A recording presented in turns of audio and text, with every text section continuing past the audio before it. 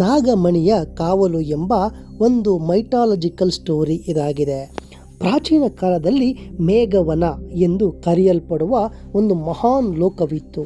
ಆ ಲೋಕವನ್ನು ದೇವತೆಗಳು, ಯಕ್ಷರು, ನಾಗಗಳು ಮತ್ತು ರಾಕ್ಷಸರು 4 ದಿಕ್ಕುಗಳಿಂದ ಕಾಪಾಡುತ್ತಿದ್ದರು. ಇವರ ಶಕ್ತಿಯನ್ನು ಸಮತೋಲನಗೊಳಿಸುತ್ತಿದ್ದುದು ಒಂದೇ ಒಂದು ಅಮೂಲ್ಯವಾದ ರತ್ನ. ಆ ರತ್ನವೇ ನಾಗಮಣಿ.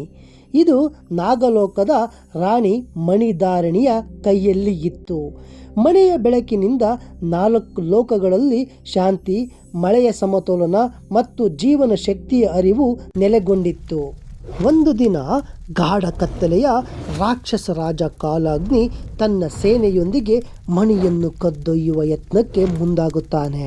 ಮಣಿಯನ್ನು ತನ್ನ ಕೈಗೆ ಸಿಕ್ಕಿಕೊಂಡರೆ 4 ಲೋಕಗಳು ಅವನ ನಿಯಂತ್ರಣಕ್ಕೆ ಬರುತ್ತವೆ ಎನ್ನುವುದು ಅವನ ದುರಾಲೋಚನೆಯಾಗಿತ್ತು. ಕಾಲಾಗ್ನಿಯ ಆಕ್ರಮಣದಿಂದ ಲೋಕಗಳ ನಡುವಿನ ಸಮತೋಲನ ಕಳೆದು ಹೋಯಿತು. ಮರಗಳು ಒಣಗಲು ಶುರುವಾದವು. ಮಳೆ ನಿಂತು ಹೋಯಿತು.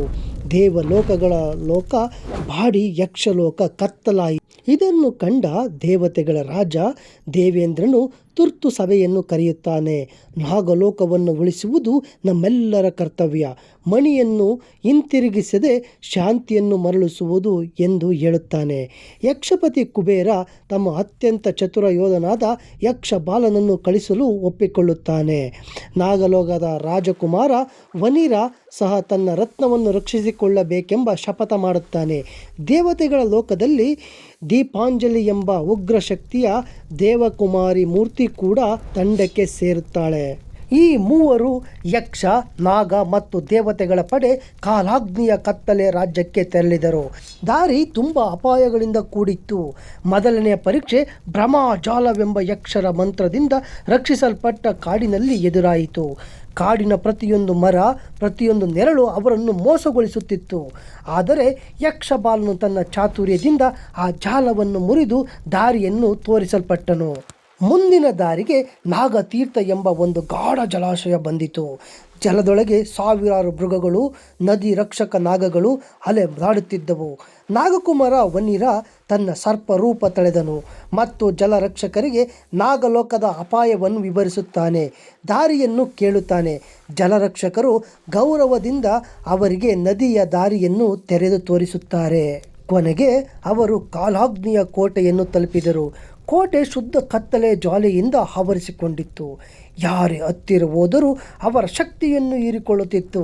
ಆದರೆ ದೇವತೆಗೆ ದೀಪಾಂಜಲಿ ತನ್ನ ಬೆಳಕಿನ ಶಕ್ತಿಯನ್ನು ಬಳಸಿಕೊಂಡು ಆ ಕತ್ತಲೆಯನ್ನು ಚಿಮ್ಮಿಸಿ ಒಳಗೆ ನುಗ್ಗುವ ದಾರಿಯನ್ನು ನಿರ್ಮಿಸಿದಳು. ಅವರಿಗೆ ಎದುರಾದ ಬಂದ ಕಾಲಾಗ್ನಿಯು ಮಣಿಯನ್ನು ಹಿಡಿದು ಗರ್ಜಿಸುತ್ತಾ ಹೋರಾಟಕ್ಕೆ ಇಳಿಯುತ್ತಾನೆ. ಹೋರಾಟ ಅತ್ಯಂತ ಭೀಕರವಾಗಿತ್ತು. ನಾಗಕುಮಾರ ವೇಗ, ಯಕ್ಷಬಾಲನ ಬುದ್ಧಿ ಮತ್ತು ದೀಪಾಂಜಲಿಯ ದಿವ್ಯ ಶಕ್ತಿ ಎಲ್ಲವೂ ಸೇರಿ ಕಾಲಾಗ್ನಿಯ ದಾಹವನ್ನು ಎದುರಿಸಿದವು. ಕೊನೆಗೆ ದೀಪಾಂಜಲಿ ತನ್ನ ದಿವ್ಯ ಶಕ್ತಿ ಎಲ್ಲವನ್ನು ಸೇರಿಸಿ ಕಾಲಾಗ್ನಿಯ ದಾಹವನ್ನು ಎದುರಿಸಿ ದೀಪಾಂಜಲಿ ತನ್ನ ದಿವ್ಯ ಜ್ಯೋತಿಯನ್ನು ಮಣಿಯಲ್ಲಿ ಪ್ರತಿಬಿಂಬಿಸುತ್ತಾಳೆ. ಮಣಿಯ ನಿಜ ಶಕ್ತಿಯು ಹೊರಬಂದು ಕಾಲಾಗ್ನಿಯನ್ನು ಬಂಧಿಸುತ್ತದೆ. ಕಾಲಾಗ್ನಿ ಸೋತು 4 ಲೋಕಗಳಿಂದ ಹೊರಹಾಕಲ್ಪಟ್ಟ. ಮಣಿಧಾರಿಣಿ ತನ್ನ ಮಣಿಯನ್ನು ಹಿಂದಿರುಗಿಸಿಕೊಂಡಳು. ಎಲ್ಲ ಲೋಕಗಳು ಮತ್ತೆ ಬೆಳಕಿನಿಂದ ತುಂಬಿ ಶಾಂತಿ ಮರಳುತ್ತದೆ. ದೇವತೆ, ಯಕ್ಷ, ನಾಗ ಎಲ್ಲರೂ ಗುರಿಯಾಗಿ ಒಟ್ಟಾಗಿ ನಿಂತ ಆ ದಿನವನ್ನು ಸಮತೋಲನ ದಿನ ಎಂದು ಎಲ್ಲ ಲೋಕಗಳು ಆಚರಿಸುತ್ತವೆ. ಸ್ನೇಹಿತರೆ, ಈ ಕತೆ ನಿಮಗೆ ಇಷ್ಟವಾಗಿದ್ದರೆ ಲೈಕ್ ಮಾಡಿ ಹಾಗೂ ನನ್ನ ಚಾನಲ್ನ ಸಬ್ಸ್ಕ್ರೈಬ್ ಮಾಡಿಕೊಳ್ಳಿ ಎಂದು ಕೇಳುತ್ತಾ ಇಂದಿನ ವಿಡಿಯೋವನ್ನು ಮುಗಿಸುತ್ತೇನೆ. ಮತ್ತೆ ಮುಂದಿನ ವಿಡಿಯೋದೊಂದಿಗೆ ನಿಮ್ಮನ್ನು ಭೇಟಿಯಾಗುತ್ತೇನೆ. ಅಲ್ಲಿವರೆಗೆ ಧನ್ಯವಾದಗಳು.